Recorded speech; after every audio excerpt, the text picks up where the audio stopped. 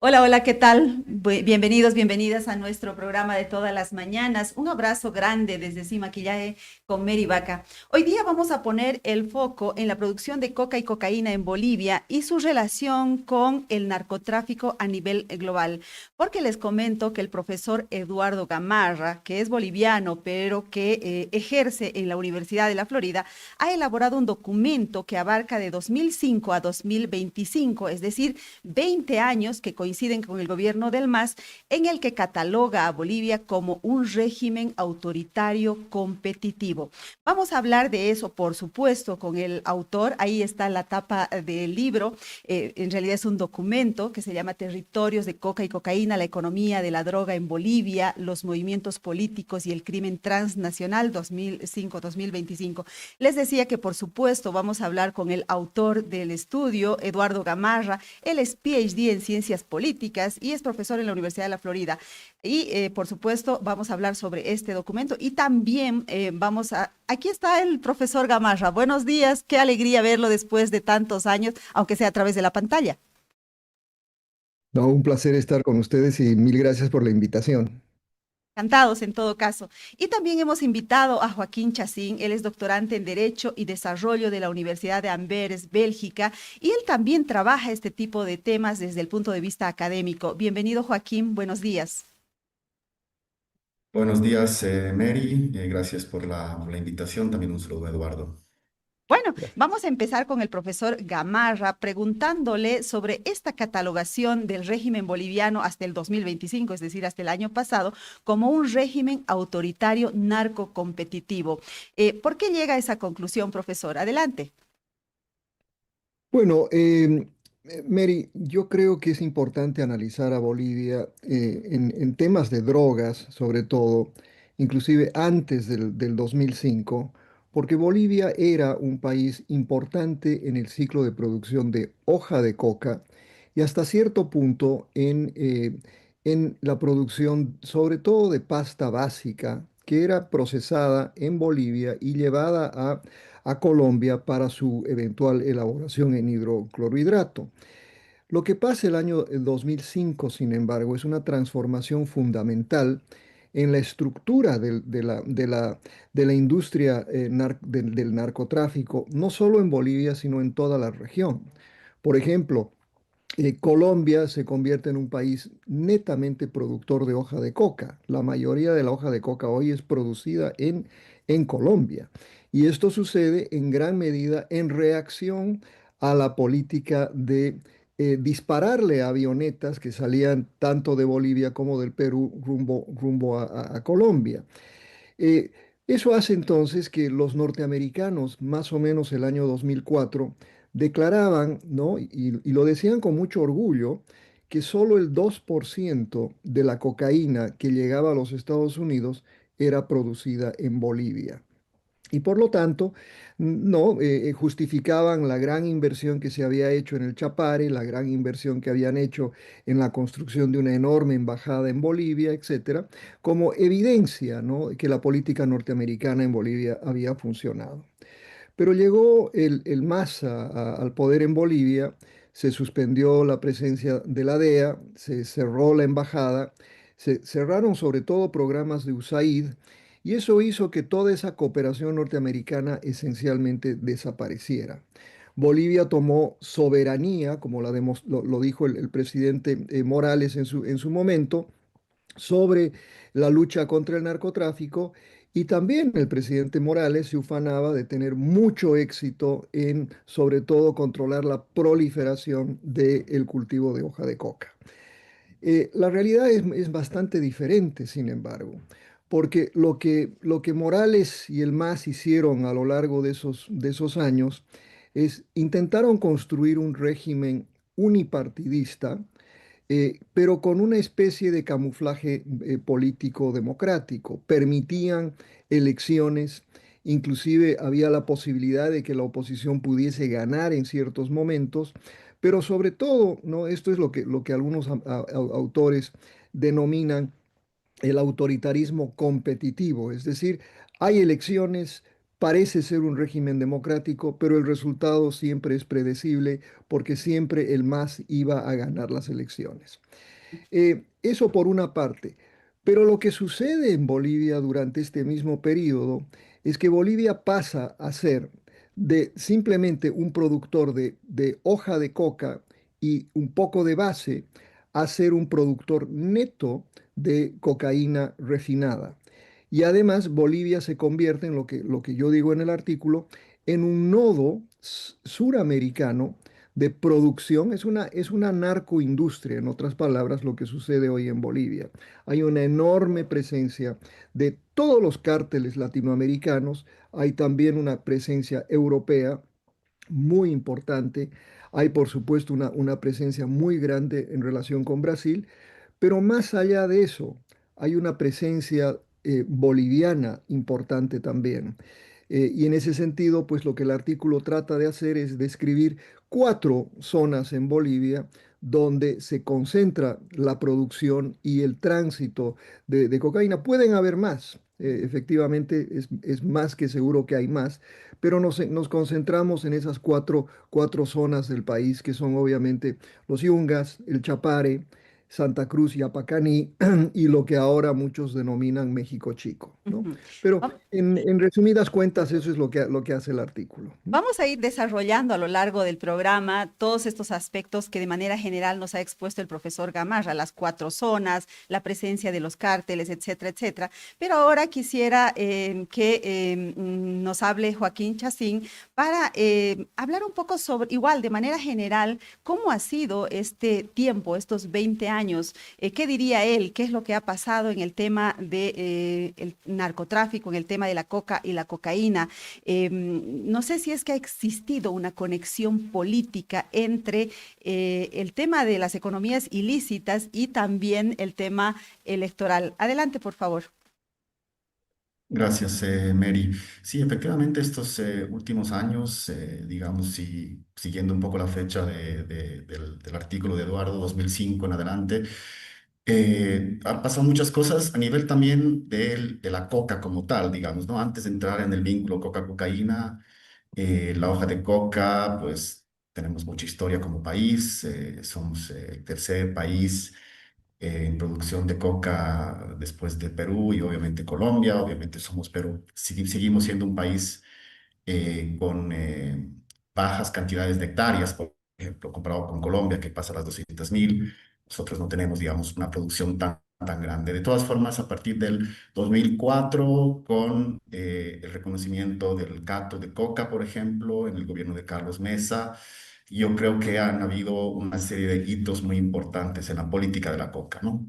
Eh, el gobierno del MAS, obviamente encabezado por Evo Morales, ha iniciado un proceso de esta política de coca sí, cocaína no, intentando un poco separar ambos fenómenos, ¿no?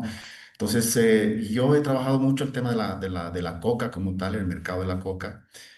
Y en este sentido, pues hemos visto estos hitos, ¿no? A partir del 2004 con el Cato de Coca, el 2013 también con el, eh, la, el momento donde Bolivia, bueno, el 2009, perdón, con la nueva Constitución Política del Estado que reconoce a la hoja de coca como un recurso natural y le reconoce, digamos, un valor, ¿no? Como parte de la identidad nacional, parte de la cultura.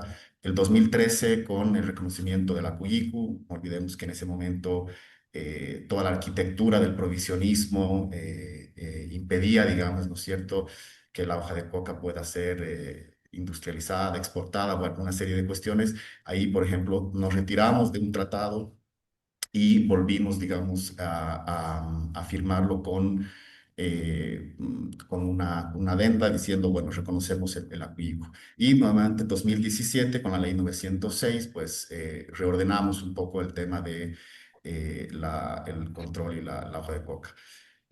Obviamente, en el mercado de la coca legal, la coca de consumo, digamos, en Bolivia, está muy relacionada con el mercado ilegal, con la producción de cocaína. Y ahí es donde yo miro, por ejemplo, a los mecanismos de fiscalización que el Estado boliviano ha desarrollado y vemos que en todos estos mecanismos para evitar que el mercado legal tenga, digamos, influencia por el mercado ilegal, pues encontramos muchas zonas grises o blind spots, ¿no? Los puntos ciegos en la política de la coca.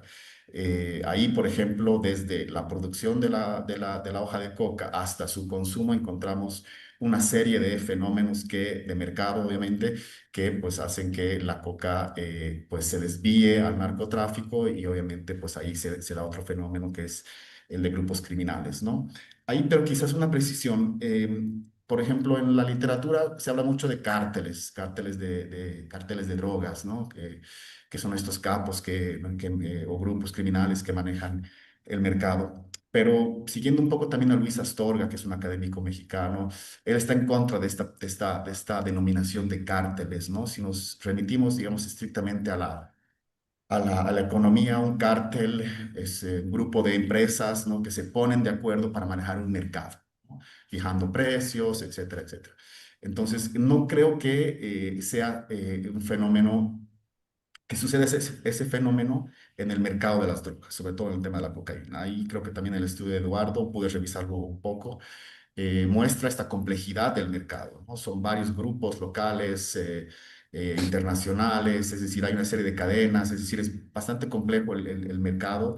Y no creo que haya un acuerdo, digamos, ¿no es cierto?, para manejar un mercado global de la cocaína, digamos. Son grupos obviamente conectados con Europa, en América Latina, etcétera, etcétera. Entonces, el tema de cárteles a veces lo escuchamos, pero creo que habría que también un poco problematizarlo un poco más, ¿no? Ajá.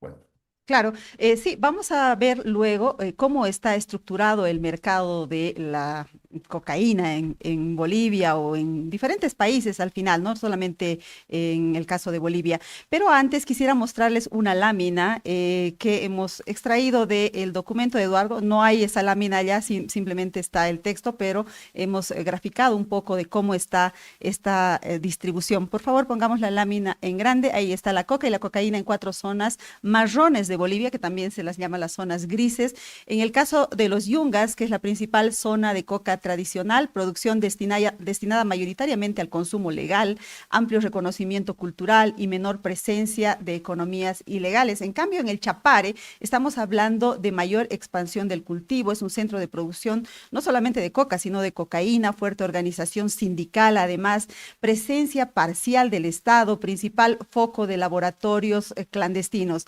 En el caso de México Chico, que sería como una comunidad del norte de Potosí, hay un nuevo enclave del narcotráfico que es un corredor hacia Chile. Ahí se han establecido clanes familiares que controlan actividades ilegales. Baja presencia estatal, igual que en el caso del Chapare, y se habla de este espacio como un mini Chapare. Por favor, veamos ahora qué pasa en Santa Cruz. En Santa Cruz se ha convertido en un refugio para bandas criminales de narcotráfico o narcos, capos del narcotráfico, ¿no? Sabemos que, por ejemplo, Marcet ha sido detenido en un barrio exclusivo de Santa Cruz. Presencia de organizaciones nacionales y extranjeras, conexión estratégica con Brasil y Paraguay, rutas para el tráfico internacional de cocaína, débil presencia estatal en amplias zonas. Bueno, voy entonces con el profesor Eduardo Gamarra para que nos hable sobre estas zonas. ¿Se puede comparar a Yungas con las otras zonas, tomando en cuenta que Yungas sigue siendo una zona de producción tradicional? ¿Se puede hablar ya de una zona marrón o una zona gris en los Yungas? Yungas mucho menos que Chapare, definitivamente, ¿no? Los Yungas obviamente es la zona más tradicional de producción de coca en el país. Es más, lo digo con cierto orgullo familiar, ¿no? Mi familia estuvo involucrada en la producción de coca de Coripata durante muchos años. Esas viejas familias de productoras de coca que estaban vinculadas inclusive a la industria minera, eh, esa zona de los Yungas sigue teniendo esa característica básica de producción para el mercado tradicional. Pero también los Yungas produce cocaína. Ujú, Y sobre todo hay laboratorios de procesamiento de coca que sale de los yungas en el altiplano. El vínculo con México Chico probablemente también existe. Y rutas que salen hacia el Perú, porque como bien decía Joaquín, esta es una industria completamente integrada a nivel suramericano. Entonces, nosotros en Bolivia tanto recibimos cocaína del Perú, que pasa vía Pando ujú, hacia Brasil, como que sale coca boliviana, no solo hacia Chile, pero hacia Perú. Entonces, ahí hay un vínculo no bien estudiado sobre la situación en los yungas. El Chapare sí tiene mucha más literatura, ¿no? Tanto desde antropólogos, economistas, politólogos que han estudiado el Chapare, pero muchas veces, ¿no? Los estudios están bastante limitados, y sobre todo yo creo que tienen inclusive hasta un tinte muy favorable a describir una situación en el Chapare, producto de esos 20 años en el que el MAS gobernó Bolivia. El Chapare es sí una zona marrón y hoy cada vez más marrón. Y utilizo la terminología de Guillermo O'Donnell, ¿no? ujú, Que describe zonas marrones como zonas donde el Estado básicamente no tiene presencia o tiene muy baja presencia y que es gobernado básicamente, en el caso del Chapare, probablemente, no sé si será una exageración, pero probablemente Evo Morales tiene mucho más control sobre el Chapare que el Estado. Y eso no solo se refleja en el hecho concreto que es imposible aplicarle la ley a Evo por otros casos que todos saben, como que acusarlo formalmente o tomar una acción respecto al narcotráfico en los Yungas, perdón, en el Chapare. ujú, El Chapare hoy tiene fábricas de cocaína que no existían antes del 2005, fábricas grandes. También hay fábricas grandes ya en Santa Cruz propiamente. Y a Pacaní no se han encontrado algunas de las fábricas más grandes de cocaína. Y la diferencia importante entre Yungas y Chapare es, y esto Joaquín probablemente sabe mucho más que yo, pero la hoja de coca de los Yungas, el 94%, según la mayoría de los estudios, se deriva a la producción de cocaína y solo el 6% para el consumo tradicional, Chapare. ¿no? Esto es muy diferente a lo que sucede, a lo que sucede en los yungas. Y hay una variedad en la clase de hoja que se produce en el Chapare. Hay hoja de diferentes latitudes que tiene mayor o menor concentración del alcaloide, por lo que entonces uno, inclusive es hasta medio paradójico, ¿no? La hoja de coca de los yungas es una hoja mejor para la producción de cocaína, porque tiene mayor concentración del alcaloide, pero es también mucho mejor para el acullicu. La hoja del chapare no es buena para el acullicu, ¿no? Es amarga, etcétera, y es mucho mejor, aunque se demora más cantidad de hoja para extraer la cocaína. Entonces, hay una serie de datos como esos que son importantes a la hora de analizar por qué la industria está diseñada como está. Pero el factor más importante que creo que no lo vemos de manera muy clara aún es el vínculo que existe entre la producción de cocaína per se y el vínculo con la estructura más industrial, digamos, ¿no?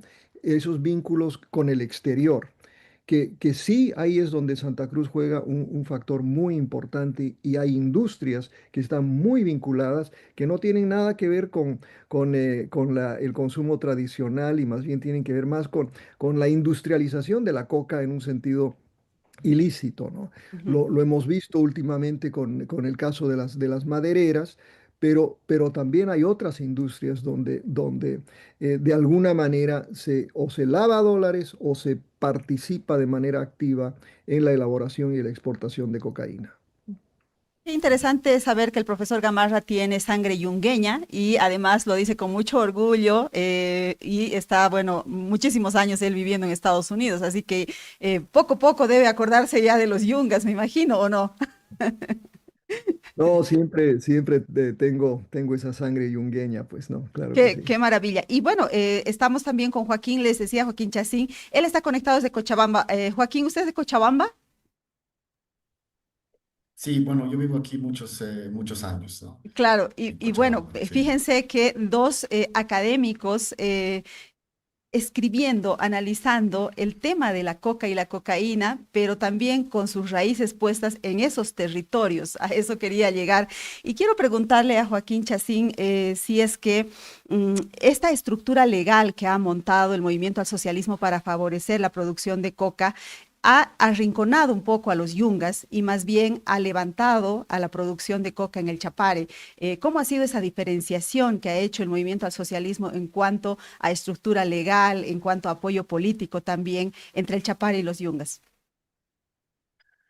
Sí, es una buena pregunta, Mary, porque a veces solemos poner en una misma bolsa los Yungas y el Chapare cuando son dos regiones diferentes, dos procesos históricos diferentes. Y también me tocó estar en algunas oportunidades en los Yungas, justamente en Coripata, en los lugares donde bueno, se produce coca de manera ancestral. Y obviamente hay un descontento con todos estos años del movimiento al socialismo, obviamente porque les han dado también ah, mucho apoyo al Chapare y obviamente pues hay una competencia entre ambas regiones, ¿no? Lo que dice Eduardo es correcto de que efectivamente la hoja de coca de los yungas es pues la más valorada en el mercado de consumo tradicional, ¿no? Por las series de características que hace que la hoja de coca sea, digamos, preferida, ¿no? Pero también el mercado del consumo, ya no podemos decir tradicional de la hoja de coca, es el consumo, digamos, urbano, quizás habría que darle una denominación, ha cambiado en los últimos años. Ya encontramos que existe la coca machucada, por ejemplo, que ha sido un proceso muy interesante, una innovación en el mercado muy interesante. Obviamente también con sus repercusiones, hay que también tener mucho cuidado, el tema de la salud, etcétera, etcétera. Hay algunos estudios que están apareciendo sobre el consumo de la coca machucada, pero esto ha hecho también que la coca del Chapare pueda ser utilizada, ¿no? Para el consumo de coca machucada, porque obviamente los aditivos y la forma en la que la preparan, pues camufla un poco estas, digamos, propiedades que antes que no eran, digamos, valoradas. Consumiéndola de forma, digamos, pura, ¿no? Entonces, ahí también hay cuestiones novedosas que habría que también estudiar. Coincido con Eduardo de que una de las grandes problemas de la política de drogas en general en Bolivia es que no se tienen datos. Hay muy pocos estudios sobre lo que sucede a nivel del mercado de la coca y de la cocaína. Eh, yo creo que para tomar decisiones en política pública es necesario tener evidencia y eso es lo que nos falta en Bolivia. Em, y lo que se tiene a nivel de estudios, como decía Eduardo, sobre todo en la parte del Chapare, que es donde yo he trabajado, pues hay mucho estudio con sesgos, ¿no? Es decir, muchos estudios que obviamente eh, miran a un lado, sobre todo, digamos, lo bueno que ha podido haber con las políticas del movimiento al socialismo en cuanto a la cocaína, pero también hay cuestiones fundamentales que yo creo que el estudio de Eduardo pone de realce, ¿no? Y yo quisiera volver a esa figura que mostraste, Mary, de la geografía, ¿no? Que está en el estudio de Eduardo. Y Adelante. creo que es fundamental, sí, de trabajar mirando la geografía, ¿no? del narcotráfico, ¿no? Y obviamente, pues ahí vemos varias regiones, cada uno también se ha especializado en un tipo exacto, digamos, de mercado en la cadena. La zona productora del Chapare, en Santa Cruz tenemos, digamos, ¿no? El lugar donde el capital se mueve, se reproduce, se conecta, digamos, con los mercados globales, es decir, no por nada Marcet tenía su actividad principal en el centro de Santa Cruz, o sea, no estaba, digamos, ¿no? En Yapacaní, en el Chapare, estaba en Santa Cruz. Y eso también lo trabaja mucho Gustavo Duncan, que es un académico colombiano, y él trabaja el concepto de la división del trabajo en el narcotráfico, ¿no? Es decir, cómo el narcotráfico también ha dividido el negocio en trabajadores especializados, ¿no? Desde obviamente quienes pueden vender la materia prima, obviamente sin estigmatizar a los cocaleros, pero después una serie de intermediarios, ¿no es cierto? Y quienes también trabajan lavando el dinero del narcotráfico. Y ahí también creo que carecemos de estudios, lamentablemente, en Bolivia para ver dónde son los sectores donde se están lavando dinero, ¿no? Podríamos decir también por lo que se sabe de Marcet, por ejemplo, que el fútbol podría ser un espacio donde se lava dinero, por ejemplo, con una actividad. El tema de la madera, lo estamos viendo, obviamente, se camufla, pero también ahí hay procesos también digamos, de lavado que habría que trabajar. Entonces, a mí me llama mucho la atención que cuando, por ejemplo, se lo captura a Marcet y algunos de sus colaboradores, no tenemos, por ejemplo, mayor información sobre cuáles eran las rutas que manejaba, los contactos internacionales que tenía, dónde estaba el dinero, a través de qué se manejaba. Es decir, si queremos tener una política seria de lucha, digamos, contra el narcotráfico, tenemos que seguir al dinero, ¿no? Tenemos que seguir ese capital que es al final el que mueve el negocio. Entonces, yo resaltaría esa parte. Y algún detalle antes de terminar, el tema de Yapacaní, por ejemplo, que Eduardo lo pone en su estudio, es muy interesante. Hace algunos años hicimos un estudio, porque también sabemos que, por ejemplo, la coca es uno de los insumos que se utiliza para hacer la cocaína, ¿no? O sea, bueno, es el principal, se extrae el alcaloide, pero para extraer el alcaloide de la coca se necesita, por ejemplo, una serie de precursores químicos, ¿no? Entre ellas, por ejemplo, la gasolina, ¿no? Entonces, la gasolina, entonces, a ver, pondremos en un mapa Bolivia y veremos qué regiones consumen más gasolina, ¿no? Porque obviamente la gasolina está sujeta a fiscalización, sabemos quién la compra, quién la vende. Entonces, la región que más consume gasolina en Bolivia, estos con datos de hace unos 4 o 5 años, es justamente Yapacaní, ¿no? Entonces, por ejemplo, ahí vemos que hay en el mercado, digamos, ¿no? De los precursores, hay una cantidad enorme de gasolina que se utiliza en Yapacaní, que dejando de lado el parque automotor y demás, pues obviamente podemos decir que también se va al tema de la producción de cocaína, ¿no? Y así como la gasolina, por ejemplo, el cemento también se utiliza, ¿no? Entonces también tenemos, digamos, un cemento que se desvía o una parte de todo el consumo de cemento que se va, digamos, también hacia el procesamiento de cocaína. Entonces, yo creo que son aspectos que muchas veces obviamos cuando hablamos de la política de drogas y que son fundamentales para entender el mercado, ¿no? Exacto, yo primera vez que escucho eso de cuánta gasolina se vende en Yapacaní y me parece importante el dato para saber que ahí se puede estar produciendo cocaína, ¿no? No solamente se está llevando combustible para los vehículos. Quiero ir con el profesor Gamarra para que ahora sí nos explique cómo son estas estructuras de poder de las economías ilícitas. Él en su documento dice que no son verticales. ¿Qué significa eso?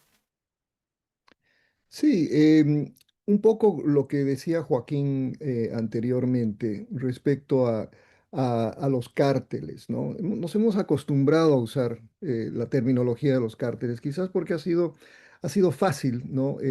Pero realmente no son, pues, cárteles en el sentido propio del concepto. Eh, lo que existe, sobre todo en Bolivia, es una estructura bastante horizontal de producción.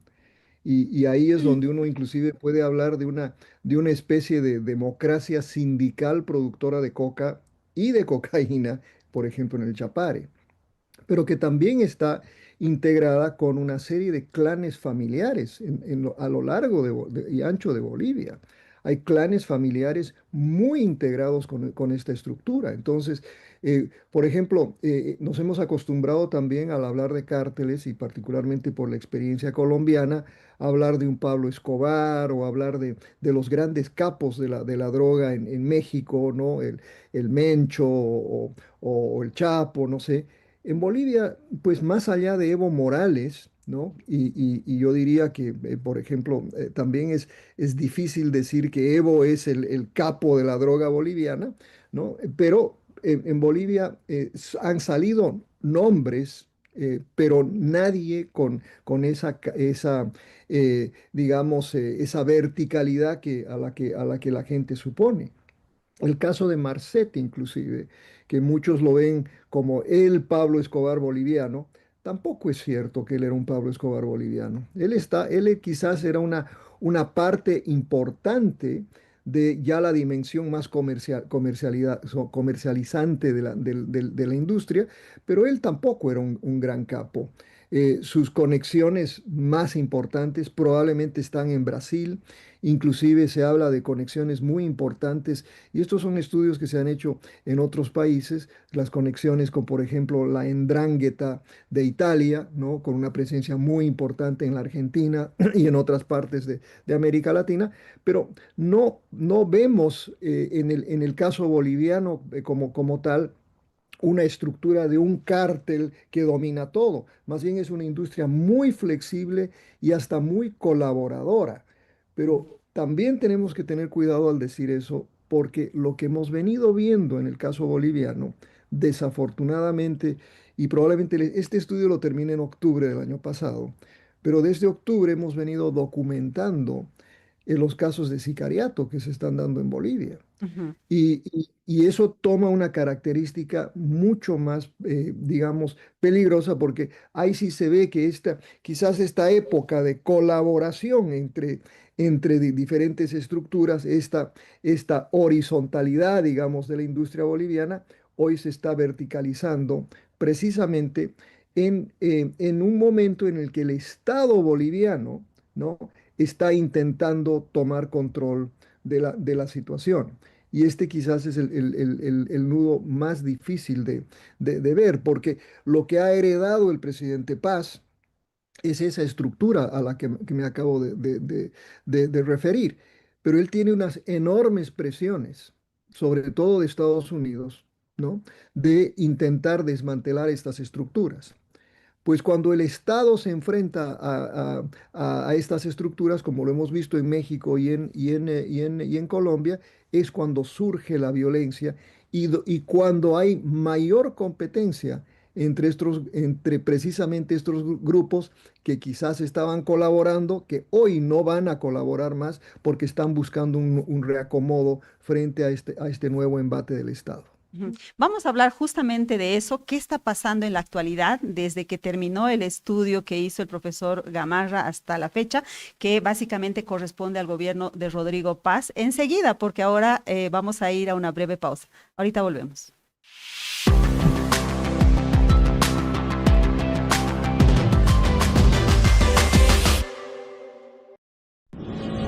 Esta es la historia de un banco que se hizo grande gracias a su gente. Es la historia de Don Julio, que cada mañana convierte esfuerzo en trabajo.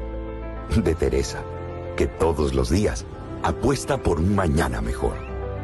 De Juan, que no descansa para que la gente avance. De Doña María, que cocina con las manos y sueña con el corazón. De Pedro y Alicia, que encontraron el lugar donde empieza su historia. Es la historia de Doña Naira, que convirtió constancia en oportunidades. De Ernesto, que sabe que cada semilla es futuro.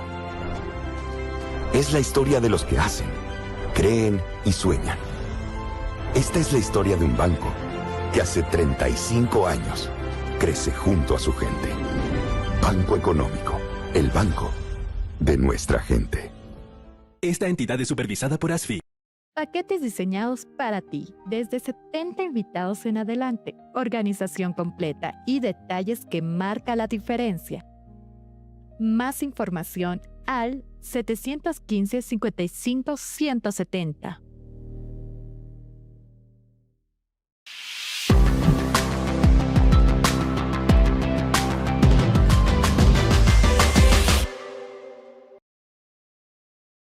Estamos de regreso hablando sobre las zonas donde se produce coca y también cocaína con el profesor Eduardo Gamarra y con Joaquín Chacín. Quiero volver con Eduardo Gamarra para preguntarle si es que ha habido algún cambio desde la llegada de Rodrigo Paz al poder. ¿Esta catalogación de régimen autoritario narcocompetitivo ha cambiado en algo? Tal vez los rasgos políticos, pero los otros rasgos de las economías ilícitas se mantienen. ¿Cuál es la situación, profesor? Creo que no me está escuchando, ¿o sí?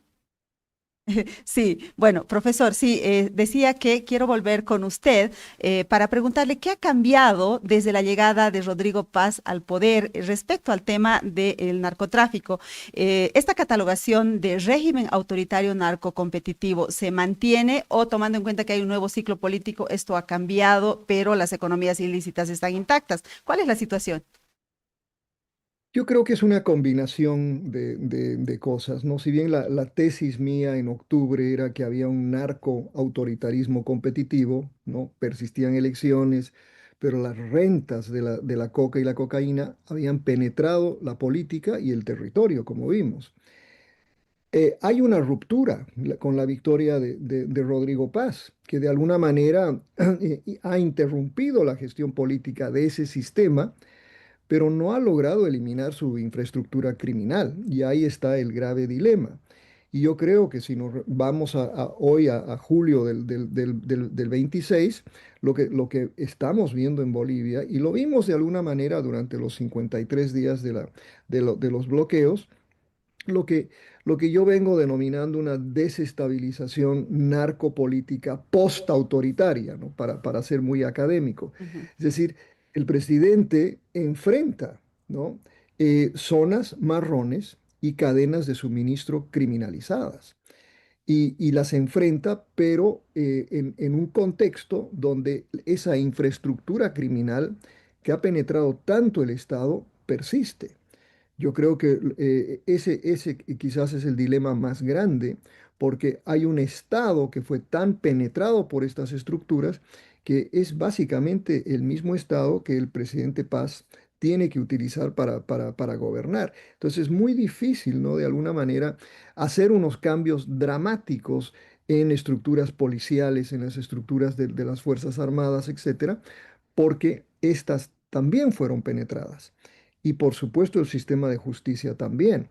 Y si así vemos sucesivamente diferentes esferas, ¿no? Del Estado que aún tienen esa infraestructura y que es muy difícil entonces para un gobierno tan débil como el del presidente Paz lograr, yo diría, desmantelar estas estructuras.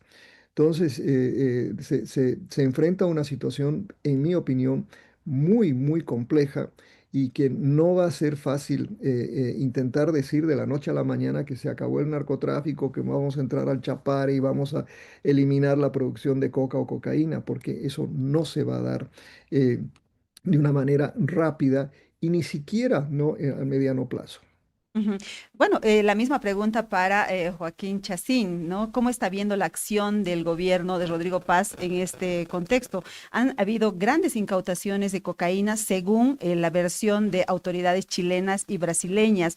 Y además tenemos la llegada nuevamente de la DEA al país. Eso configura un nuevo escenario en la lucha contra el narcotráfico y cómo podrían reaccionar las zonas de producción de coca, por ejemplo, el Chapare, por ejemplo, Yungas en menor medida. Adelante, Joaquín. Sí, yo creo que efectivamente hay un cambio, ya en algunos sectores, en algunos se siente, digamos, ¿no? Obviamente el gobierno de Paz está pues sometido a mucha presión, como decía Eduardo, ¿no? Una presión de Estados Unidos por cambiar una política que en estos últimos 20 años ha sido, digamos, de cierta forma permisiva, ¿no? Con la producción y estos pactos, digamos, políticos entre el Estado, en las regiones cocaleras y obviamente los que pues producen la cocaína. Yo creo que es esencial mirar la relación que tiene el poder político con el narcotráfico, ¿no? Hay muchos trabajos de investigación sobre esto, no en Bolivia, pero sí en México, en Colombia. Y mirar esta relación es fundamental, ¿no? Porque el narcotráfico, pues, los grupos criminales pueden operar bajo aquiescencia del Estado, es decir, el Estado permite, digamos, de alguna forma, o administra, ¿no? De cierta forma, políticamente, lo que puede y no puede hacer los grupos criminales, ¿no?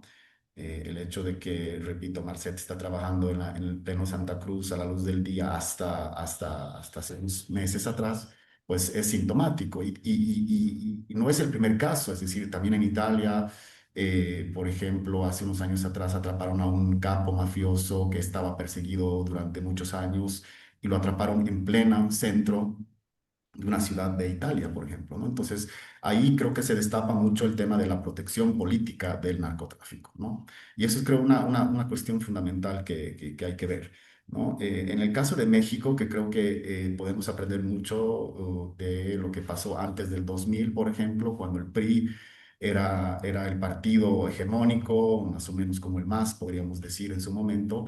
El PRI logró una coexistencia y un control político de los grupos criminales, ¿no? Entonces, y había cierta paz, digamos, ¿no? Obviamente que la violencia era muy focalizada, pero había unos vasos comunicantes entre el poder político y el narcotráfico, ¿no? A partir del 2000 que entra el PAN, con Felipe Calderón, por ejemplo, se rompe esta pax mafiosa y pues inicia un ciclo de la violencia que pues tiene repercusiones hasta hoy en día, ¿no? Ujú. Entonces, yo creo que el poder político sí tiene nexos, habría que ver qué tipo de nexos y hasta dónde también llegan. Creo que en Bolivia es sintomático que los últimos a comandantes de policía que han estado a cargo del control de narcotráfico hayan sido justamente los que protegían al narcotráfico y eran parte, digamos, de sus estructuras, ¿no? Recordemos, bueno, las últimas detenciones y demás. Entonces, yo creo que ahí hay que ver efectivamente esta coexistencia, esta impunidad que tiene muchas veces el narcotráfico, la seguridad que puede brindar el Estado y obviamente la lealtad política también de grupos criminales. Y Ujú. volviendo quizás a la pregunta que me hiciste, yo creo que ese esquema se ha roto, obviamente, con la elección de Rodrigo Paz. Entonces, veremos qué puede pasar. Hay un incremento de violencia, eso hay que estar muy, muy atentos y Eduardo está haciendo un seguimiento de los sicariatos, por ejemplo, que han incrementado Ujú. en este último tiempo. Antes casi no escuchábamos del sicariato. Algo está pasando en el mercado de las drogas, del narcotráfico, que habría que realmente analizar a mayor profundidad, porque hay un reacomodo, digamos, ¿no es cierto?, del poder político y obviamente de las estructuras criminales que pues está generando de cierta forma una violencia, ¿no? Así es, estamos a la expectativa de lo que pueda pasar en este tema y quiero preguntarle a Eduardo Gamarra, ¿qué tan penetrada puede estar la institucionalidad boliviana por el narcotráfico? Porque eso podría ser gravísimo para el presidente Rodrigo Paz. Usted decía, por ejemplo, que en el último conflicto ha habido operación de estas economías ilícitas dentro de los movilizados. ¿Esto podría llegar incluso a poner en riesgo la continuidad democrática en Bolivia? Mary, la pregunta es bastante difícil porque, y esto es lo que los que estudiamos estos temas siempre hemos tenido, bueno, hay varias situaciones en las que uno se encuentra. Estamos estudiando lo que podría llamarse corrupción, ¿no? Y la corrupción se le estudia ex post facto, ¿no? Es difícil ser muy predictivo en temas como estos. Segundo, es bastante peligroso. Yo estoy fuera del país, pero eh, los que están en Bolivia y que intenten investigar estos temas, no es fácil, ni periodistas ni académicos. Lo hemos visto mucho en Colombia, se lo ha visto muchísimo en México. Es una carrera bastante riesgosa, investigar sobre todo los vínculos con el poder político, ¿no? O sea, los criminales al final de cuentas saben que son criminales. Los políticos, especialmente los que dan este tipo de cobertura, pues eh, lo que ellos arriesgan es no solo su carrera, pero obviamente arriesgan esa estructura que ha penetrado al Estado en Bolivia y que lo ha penetrado, yo creo, mucho, ¿no? Esos 20 años fueron extraordinariamente importantes para el desarrollo de lo que yo llamo, lo que Bolivia se ha convertido en este nodo suramericano, ¿no? De esta narcoindustria suramericana. Y sobre todo, Bolivia se convierte cada vez más importante, por ejemplo, en el contexto de digamos, de la narcogeopolítica suramericana. Hoy, por ejemplo, Venezuela, que era tan importante, ¿no? Para el tránsito de drogas hacia en el Caribe, hacia Europa y hacia Estados Unidos, hoy está básicamente en un proceso de transición. No sabemos qué va a pasar en Colombia con el nuevo presidente. Sabemos lo que está sucediendo en el caso ecuatoriano, inclusive con presencia militar norteamericana, que eso es muy importante. Entonces, mi gran preocupación ahora no es solo que es difícil estudiar esto de una manera, ¿no? Que de alguna manera describa un fenómeno a punto de suceder, solo podemos estudiarlo una vez que ha sucedido. Entonces, muchas de estas conexiones del Estado con la política, con esta industria, bajo el gobierno tanto de Morales como de Arce, pues solo lo podemos estudiar en retrospectiva. Ujú, Lo que estamos diciendo es que esa estructura narcocriminal eh, sigue casi intacta. Y ese es el gran problema que tiene un gobierno democrático, un gobierno débil, que debe actuar en contra de estas estructuras que han penetrado partes del Estado y que intentan sobrevivir de alguna manera, ¿no? Y esto lo vemos de una manera muy dramática también, en el sentido de que el narcotráfico y toda esta estructura criminal también ha penetrado a sectores de la sociedad, ujú. el empresariado. Y eso es quizás más difícil aún en la investigación. Por ejemplo, el caso de la madera, ¿no? Si bien ese es coca que sale del Chapare, probablemente, ¿no? No conozco de ningún estudio ni nadie que esté dedicado en este momento a estudiar a las madereras, ¿no? Eso también tiene un riesgo importante en Bolivia. Eh, Cuando este estudio se publicó al principio, en octubre, mucha gente me dijo, no lo publique en Bolivia, por favor, que esto le va a crear mucho debate. Y era precisamente para crear el debate. Pero la gran preocupación no era, bueno, usted está hablando del Chapar, está hablando de los Yungas, sino lo que se decía sobre Santa Cruz, ¿no? Eh, Santa Cruz quizás es el lugar de mayor vinculación a este nodo suramericano transnacional, y por lo tanto las investigaciones en Santa Cruz van a ser las más difíciles, porque ahí es donde se está generando la violencia, ahí es donde estamos viendo la mayor cantidad de acciones de sicariato, por ejemplo. Ujú. Entonces, sí, me he ido un poco por las ramas, Mary, pero creo que es un tema difícil de explicar precisamente por la naturaleza tan compleja de esta industria. No, pero está dicho, digamos, el tema, nodo sudamericano en Bolivia para la economía del narcotráfico. Dos, estructura casi intacta y gobierno débil. Eso configura un escenario, obviamente, que lleva a la preocupación, no puede ser otra cosa. Y respecto al estudio, sí, a mí también me sorprendió, la verdad es que haya tenido tan poca difusión este documento elaborado por Eduardo Gamarra, donde hace una catalogación del régimen boliviano, que no habría sido del agrado de las autoridades salientes en todo caso, ¿no? De todas maneras, nos pareció por eso importante ponerlo en debate público, analizarlo, pese a que han pasado ya algunos meses desde su publicación. Vamos a ir un ratito a una pausa y enseguida volvemos porque quisiera explorar un poco el contexto internacional, es decir, el papel que juega, por ejemplo, el escudo de las Américas en este contexto. Enseguida venimos.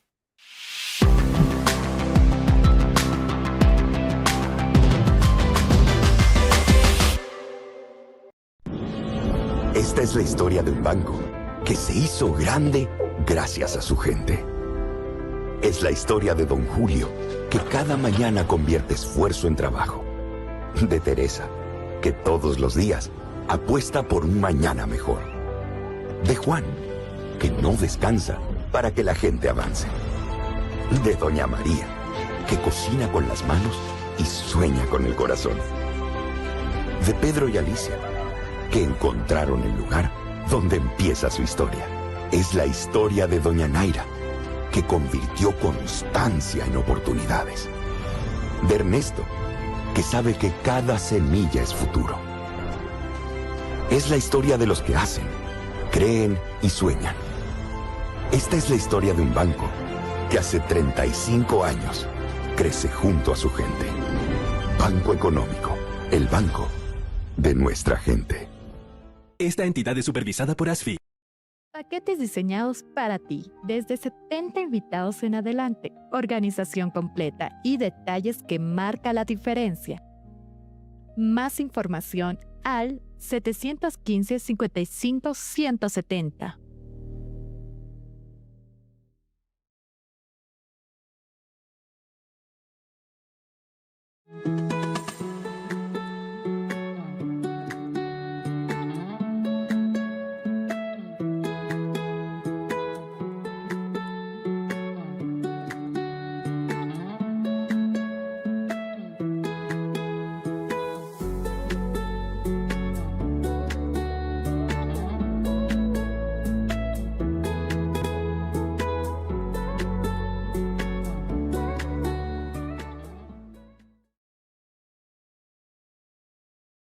Events One to One está listo para organizar tu próximo evento.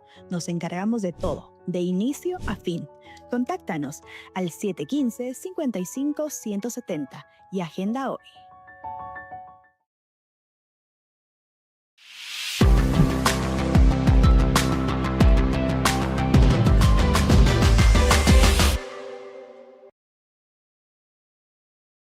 Y a propósito de lo que veníamos comentando con Eduardo Gamarra y Joaquín Chacín respecto a la penetración del narcotráfico, incluso en la sociedad, hablábamos de Santa Cruz y de otros espacios de nuestro país.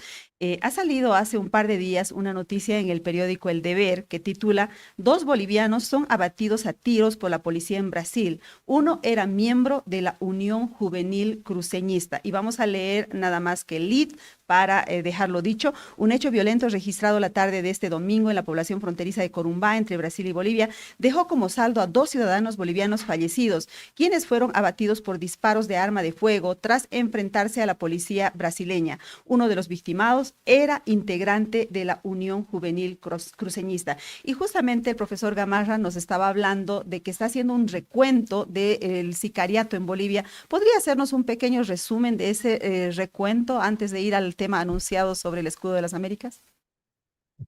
Sí, todavía estamos en una fase preliminar, ¿no? Tratando de recopilar la información, pero estamos viendo patrones muy interesantes, ¿no? Estamos viendo, por ejemplo, mucha presencia brasileña, que puede ser eh, simplemente el resultado de una vieja pelea entre el Comando Vermelho y el primero Comando da Capital, ¿no? Que están resolviendo sus problemas en territorio boliviano. Por otra parte, también estamos viendo un mayor accionar de la policía brasileña, ¿no? En contra de estos dos grupos, y por lo tanto, muchos de esos grupos están reubicándose, sobre todo en el oriente boliviano.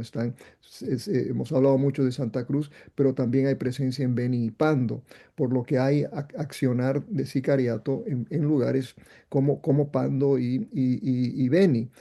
Pero también ha habido otros casos, uno que ustedes seguramente lo han estudiado mucho, es el caso de un sicariato en Tarija, ¿no? Ujú. A una persona muy cercana al presidente Rodrigo Paz. eh, que yo no sé los detalles específicos, ¿no? De la investigación per se, pero la forma en la que se hizo ese atentado es tomado de Medellín, de los años 80, ¿no? Dos muchachos en motocicleta, ¿no? Que simplemente balean a la persona que intentan asesinar. Se descubre que uno de los sicarios es de origen uruguayo, por ejemplo, que también hace ver que no son solo los colombianos y los brasileños los que están involucrados en este tipo de actividades.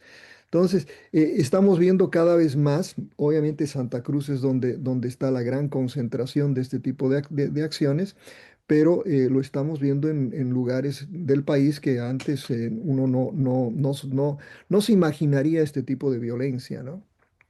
Bueno, yo quisiera seguir hablando con ustedes porque evidentemente hay muchos aspectos más, pero ya tengo que despedirme porque enseguida viene Brújula Streaming con Raúl Peñaranda y Diego Ayo. Así es que voy a agradecerle en primera instancia a Joaquín Chacín por haber estado con nosotros hoy día. Gracias, Joaquín. Muchas gracias, Mary, por la invitación. Un gusto. Igual, Eduardo, un gusto. Y Igualmente. también, por supuesto, agradecer al profesor Eduardo Gamarra por haberse conectado con Sin Maquillaje. Gracias a ti, Mari, y un placer conocerte, Joaquín, y me saludas a los amigos Peñaranda y Ayo, viejos amigos y parientes. Claro que sí, yo les doy los saludos, justo están llegando por aquí, Peñaranda y Ayo. Bueno, amigas, amigos de Sin Maquillaje con Mary Vaca, agradecida por este programa en el que hemos contado con dos especialistas en el tema cocaína. Enseguida les decía que viene Raúl Peñaranda y Diego Ayo, no se lo pierdan por nuestros 4 canales, 2 de YouTube y 2 de Facebook. Gracias también al equipo técnico que ha hecho posible este programa. Nos vemos, nos escuchamos y nos encontramos mañana. Chao, chao.